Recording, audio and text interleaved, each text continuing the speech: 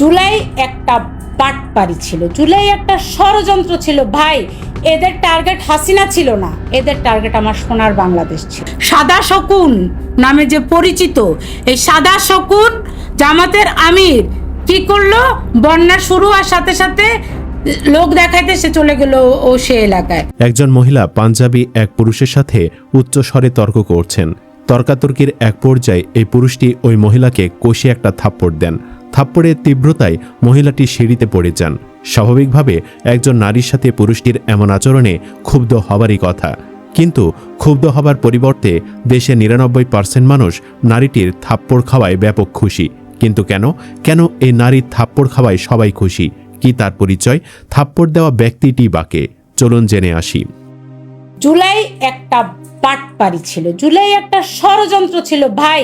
এদের টার্গেট হাসিনা ছিল না, এদের টার্গেট আমার সোনার বাংলাদেশ ছিল। থাপ্পড় খাওয়া এই নারীটির নাম ফারজানা শান্তা।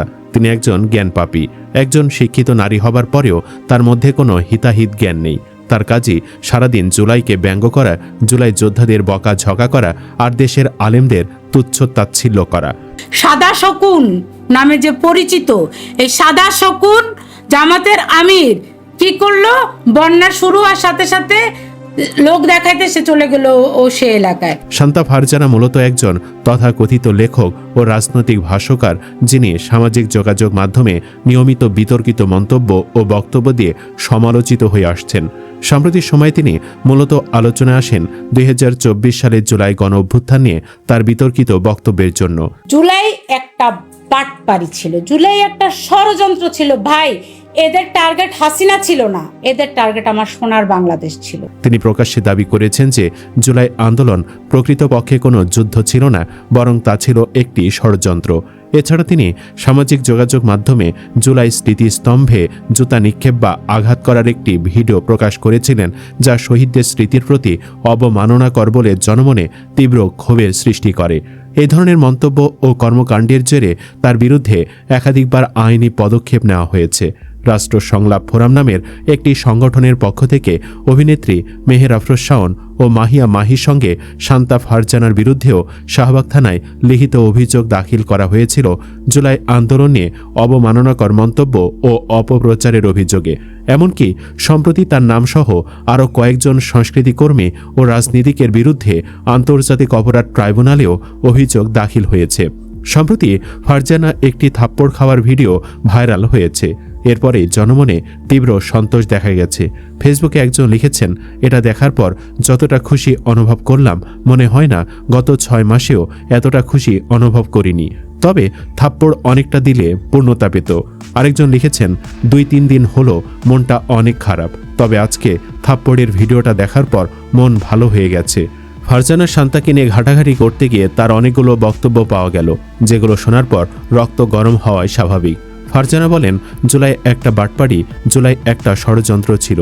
তাদের টার্গেট হাসিনা না, ওদের টার্গেট ছিল বাংলাদেশকে ধ্বংস করা। জুলাই একটা বাটপারি ছিল, জুলাই একটা ষড়যন্ত্র ছিল ভাই। এদের টার্গেট হাসিনা ছিল না, এদের টার্গেট আমার সোনার বাংলাদেশ ছিল। দেশ সংস্কার হয়নি, সংস্কার হয়েছে নাহিদের পেটে। বিশাল বড় একটা পেট হয়েছে। হাসনাতের ঘাড়ের মাংস বেড়েছে। সংস্কার হয়েছে সার্জিসের মুখে, ভাঙ্গা টোপাটা মোটা হয়েছে। এরপর ইসলাম ও আলেমদের কটাক্ষ করে এই নস্টা কুলাঙ্গার বলেন, দাড়ি টুপির মধ্যে ইসলাম নাই। শায়েখ আহমদুল্লাহ শুধু ওয়াজ করে আর তার বিভিন্ন পেজের মাধ্যমে মানুষের কাছ থেকে ভিক্ষা করে। সে ভিক্ষা করে মূলত চলে। এমন আরও অনেক ঘৃণিত এবং বিতর্কিত কর্মকাণ্ড সে করেছে। এসব কাজের পর একটা থাপ্পড় নয়, আরও অনেকগুলো থাপ্পড় পাওয়া ছিল। সামাজিক যোগাযোগ মাধ্যমে তার এইসব বিতর্কিত কর্মকাণ্ডের বিরোধিতায় একজন লিখেছেন, এই মহিলা শায়েখ আহমদুল্লাহ হুজুর সহ মাদ্রাসা, মসজিদ এবং ফাউন্ডেশন নিয়ে খুব বাজে নোংরা কথা বলেছিল, কিন্তু কেউ সরাসরি প্রতিবাদ করেনি। এই মহিলা আবু সাইদকে সন্ত্রাসী বলছে, পুরো বাংলাদেশ দেখছে, কেউ প্রতিবাদ করার সাহস পায় নাই।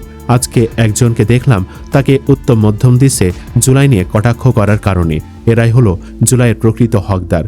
এদিকে ফারজানাকে থাপ্পড় দেওয়া ব্যক্তি সম্পর্কে জানা গেছে, তার নাম হচ্ছে আলনুর মোহাম্মদ আয়াস, যিনি রাষ্ট্র সংলাপ ফোরাম SDF নামের একটি সংগঠনের কেন্দ্র সদস্য সচিব।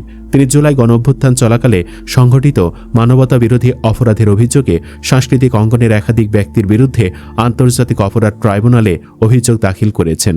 তিনি একজন জুলাই যোদ্ধা, অর্থাৎ 2024 সালের জুলাই আন্দোলনে সরাসরি অংশগ্রহণকারী। সাংবাদিকদের কাছে আজ বলেছেন, বরাবরের মতোই জুলাই গণঅভ্যুত্থানকে কটাক্ষ করছেন শান্তা ফারজানা, মৌমিন মেহেদী সহ বেশ কিছু ব্যক্তি। অথচ 5 আগস্টেই হাসিনা ও আওয়ামী লীগের পতন হয়েছিল এবং তিনি মনে করেন এই দোসররা আইনজীবী বা শিক্ষাবিদ পরিচয় ফিরে আসার চেষ্টা করছেন, যা তারা হতে দেবেন না বলে জানিয়েছেন। সুপ্রিয় দর্শক, এই নষ্টা নারীকে কি থাপ্পড় আরও 2টা বাড়িয়ে দেওয়া উচিত ছিল? কমেন্ট বক্সে জানিয়ে দিন আপনার মতামত। ভিডিও ভালো লাগলে লাইক দিন এবং চ্যানেলটি সাবস্ক্রাইব করুন। ধন্যবাদ।